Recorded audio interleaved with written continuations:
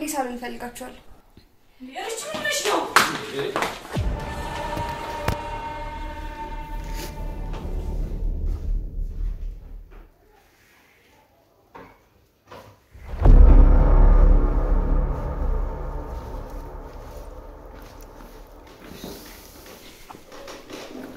ጓደኛዬ እንደዚህ ነው ስሜታዊ አትሁኝ እንዴ ታያት እንጂ ደስ ብሎት እኮ ነው እርግዬ በቃ ዛሬም እዚህ ብታሳድሪ እንዴ እርቺ ዛሬማ የትም አትሄጂም የደስታ ቀን እኮ ነው የእውነት ያድርግልሽና ከዚህ በላይ ተደሰች ምን እያልሽ ነው ምንም ማምዬ አድራለሁ በቃ ጎሽ ልጆቼ ተባረኩ እኔ ዘፈን በጣም ነው የምወደው አሁን ክፈቱና ጨፍሩ በቃ አንቺ ብቻ ደስ ይበልሽ ማምዬ ደስ ብሎኛል በጣም ልጆቼ ተባረኩ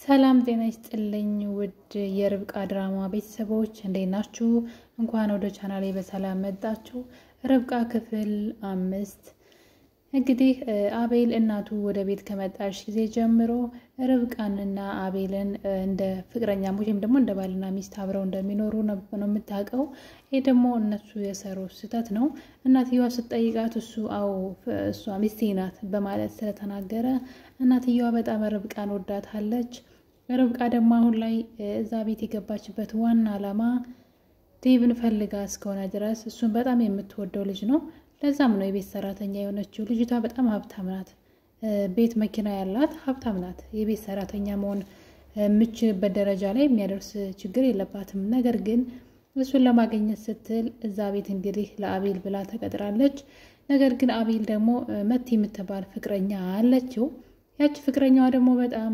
በሚገርም ሁኔታ እሷ ራሷ ሌላ ፍቅረኛ አላት ነገር ግን ከአቤል የምትፈልገው ነገር አለ እሱም ደግሞ ምንድነው ገንዘብ ነው የሷ ፍቅረኛ የሆነው ሰው የአቤል የቅርብ ወዳጅ ነውና ከአቤል ገንዘብ እንድታመጣ ነው ያኛው የሚፈልገው ነገር ግን ፍቅረኛ ያላት ይሄኛውንም ፍቅረኛ አድርጋ ቤቱ በመምጣት እንደምትወደው ማስመሰል ከሱ የምትፈልገው ነገር እስክትፈልግ ድረስ ማለት ነው ይሄን ነገር ደግሞ ርብቃ ታውቃለች ርብቃ የመጣች ቀን ነበረ ወደ መታጠቢያ ቤት ስትሄድ ድንገት መቲ በር ላይ ቆማ ተደብቃ ስታወራ ከፍቅረኛዋ ጋራ ይህ ሁሉ ነገር እኮ የማደርገው ላንተ ብዬ ነው ለምን አትረዳኝም ትለዋለች እና በዚህ ሰዓት ርብቃ ነገሩን በደንብ ተሰማትና ትነግጣለች ርብቃ እንዳወቀች ባሰታቅ ለማንም እንዳትናገር አስፈራርታት ነበር መቲ ማለት ነው እና ነገር ግን ርብቃ ጧት ላይ ለአቤል ልትነግረው ፈልጋ ነበር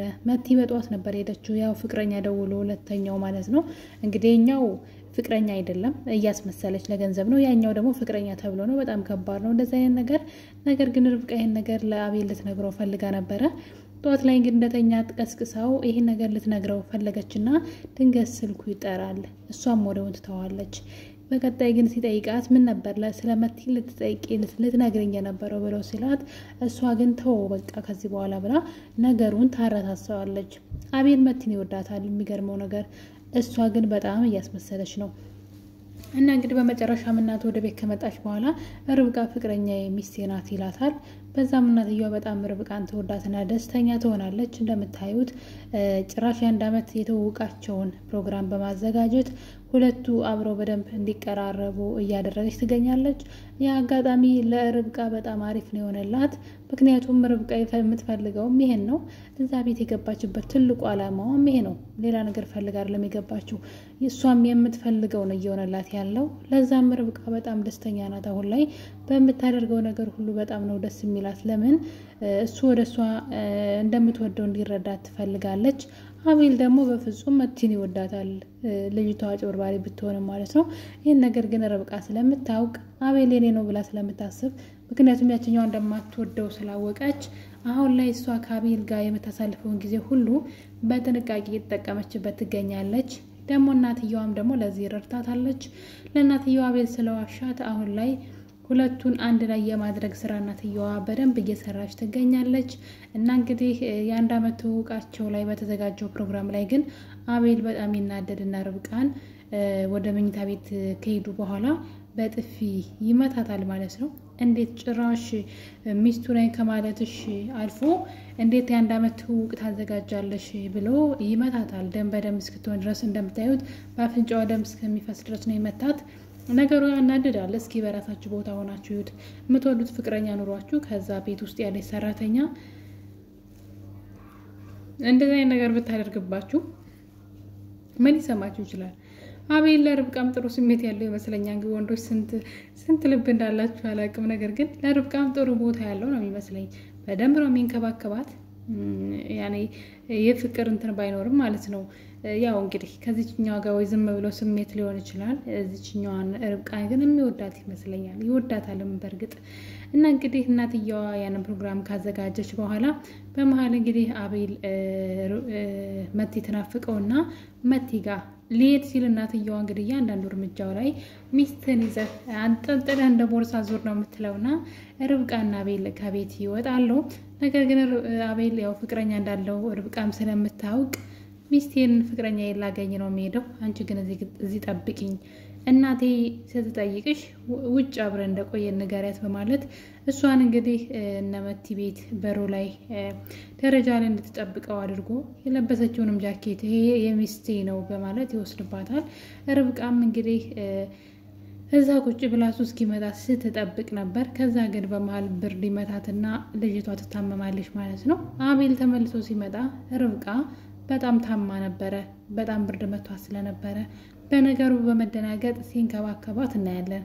በመጨረሻም እንግዲህ ወደ ቤት ይመጡና ትኩስ ነገር አፍልቶላት ከተጠቀመች በኋላ እናትየዋ እንግዲህ አሁንም አብረው እንዲሆኑ ነው የምታደርገው። በምን ቀን እንደዋሽ አላቅለትም። ነገር ግን አቤል ለእናቱ እንደዚህ ብሎ ጠየቃት። እናቴ የኔና የርብቃን ነገር ፕራንክ ነው ብለሽ ምን ይሰማሻል ሲላት እናትየዋ በድንጋጤ በስመ አብ ወልድ ነበር ያለችው። እንዴት እንደዚህ ትለኛለህ? ምክንያቱም የአቤል እናት ርብቃን በጣም ነው የወደደቻት። የምትወደድ ልጅ ስለሆነች ያን ነገር እንዲላትም አትፈልግም። ከልጁ ጋር አብረው እንዲሆኑም ትፈልጋለች። ስለወደደቻትም ነውና ይሄ ነገር ፕራንክ ነው ብለሽስ ብሎ ለእናቱ ሊያሳምናት ፈልጎ ነበር። እናትየዋ ግን አሁንም የርብቃ ነገር እየሆነላት አይደለም። ከቀን ቀን ሁለቱን በአንድ ላይ የማድረግ ስራዎችን በደንብ እየሰራች ነው። የአቤል እናት ወደዚህ ቤት መምጣት ለርብቃ ትልቅ እድል ነው። ርብቃ እዛ ቤት የገባችበት ዋና ዓላማዋ ምን ሆነና የሰው ቤት ወጥ ለመቀቀል አይደለም እዛ ቤት የገባችው። እሷ የገባችው አቤልን ያ የምትወደው ልጅ ለማግኘት ነው። ማለት በሆነ አጋጣሚ እንደምትወደው ልትነግረው ወይም ደግሞ እንዲረዳት ብቻ ምክንያት ፈልጋ ነው እንጂ የገባችው ሰራተኛ የመሆን ሱስ ኖሮባት አይደለም። ዋናው ነገር እሷ እዛ የመስራት እንትን የለባትም፣ በቃ ግዴታ የለባትም። ስለዚህ የገባችበትን ዓላማ ደግሞ የአቤል እናት እያሳካችላት ይመስለኛል። ምክንያቱም አሁን ላይ ሁለቱ አንድ ላይ እንዲሆኑ እየጣረች ስለሆነ የርብቃ ምኞት ቢሆንም ለአቤል ግን ይሄ ነገር ድንገተኛ ነው። የእናቱ ለማስደሰት ስለፈለገና እናቱን መጀመሪያ ዋሽቷት ስለነበረ ነው። እና እንግዲህ አሁን ላይ ሁለቱ በደንብ ፍቅረኛሞች እየመሰሉ ይገኛሉ።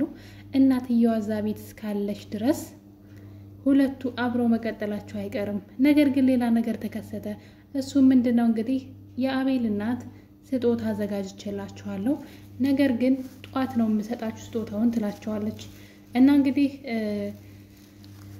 ጧት ላይ ሁለቱም ከእንቅልፋቸው ሲነሱ እንደምታዩት ግድግዳ ላይ የሁለቱን ፎቶ በማድረግ በስጦታ መልክ ሰቅለው ያስቀምጣሉ። ከዛ እንግዲህ ከእንቅልፋቸው ቀስቅሰዋቸው ያን ነገር ስጦታውን ያሳዩአቸዋል። ሁለቱም በእናትየዋ ስጦታ በጣም ደስ ብሏቸው ስጦታውን እያዩ በድንጋጤ ደስም ብሏቸው ነበረ። ነገር ግን ድንገት ያልታሰበ ነገር ተፈጠረ። እሱም ደግሞ እንግዲህ መጣሁኝም ልመጣ ነውም ሳትል በሩንም ሳታንኳኳ ድንገት በሩን ክፍት አድርጋ ትገባለች። እንደገባችም ቀጥታ ያየችው የሁለቱ ፎቶ እዛ ላይ ተሰቅሎ ነበረ። ይሄ ነገር በጣም ያስደነግጣል። እውነት ለመናገር ከሆነ አቤል መጀመሪያ ስለ መቲ ማንነት ቢያቅ መልካም ነበረ። ምክንያቱም አሁን ላይ እሱን ጥፋተኛ ነው የምታስመስለው። በእርግጥ ነገሩን ተነጋግረው ሊፈቱት ይችላሉ። ምናልባት አቤል ለእናቱ ይችናት ፍቅረኛዬ ርብቃ ሰራተኛዬ ናት ይላት ይሆን ወይስ ደግሞ እሷን ራሷን ወደ ውጭ ወስዶ ነገሩን ያስረዳት ይሆን? በጣም ከባድ ነው። ምክንያቱም ደግሞ ያችኛውን እሱ ይወዳል ስለ ማንነቷ ብዙ አላወቀም። ልጅቷ ግን ስለምትወደው ሳይሆን ከሱ ገንዘብ ስለምትፈልግ ነው። በሚያሳዝን ሁኔታ የሱን ነገር ለመውሰድ ነው። እርግጠኛ ነኝ መቲን የአቤል እናት በፍጹም አትወዳትም። ገና ስታያት ነው ልትጠላት የምትችለው። ስለዚህ ሁለቱ አብረው እንዲሆኑ እናትየዋ አትፈቅድም። ነገር ግን አቤል መልሱ ምን ሊሆን ይችላል? ልጅቷ እጅ ከፍንጅ ይዘዋለች። 3 ቀን ሙሉ የጠፋው አቤል ስደውልለት እንገናኝ ሲል አልችልም እያለ ሲላት የነበረው አቤል እንግዲህ ሰራተኛ ሆና የተቀጠረችው ከርብቃ ጋር ፎቶ ግድግዳ ላይ ተሰቅሎ መቲ ስታየው መልሱ ምን ይሆናል? በቀጣይ በክፍል 6 የምናይ ይሆናል። የኔ ተወዳጆች ለዚህ ቻናል አዲስ ከሆናችሁ ሰብስክራይብ በማድረግ አበረታቱኝ። አዳዲስ ቆንጆ ነገሮችን ይዤ እመጣለሁ። በመልካም ፈቃዳችሁ ስለምታበረታቱኝ እወዳችኋለሁኝ። ቪዲዮውን ስትጀምሩ በላይክ በሼር በሌላ ቪዲዮ በአዲስ በቆንጆ ቪዲዮ እስከምንገናኝ ድረስ እስከዛው ድረስ መልካም ጊዜ። ባይ ባይ ለሁላችሁም።